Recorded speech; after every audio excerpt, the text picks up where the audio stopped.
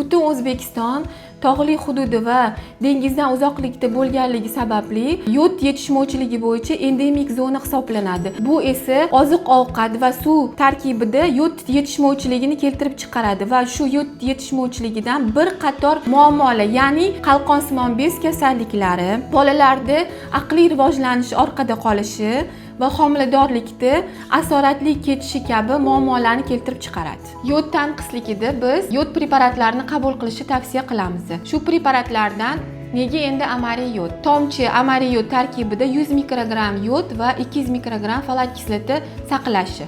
Amariy yod preparatini kimlar qabul qilish kerak? Homilador va emizikli ayollar, homiladorlikni rejalashtirayotgan ayollar, o'sib kelayotgan bolalar, qalqonsimon bez kasalliklari, ya'ni endemik zonada yashovchi barcha aholi qatlamlari amariy yod preparatini qabul qilish kerak.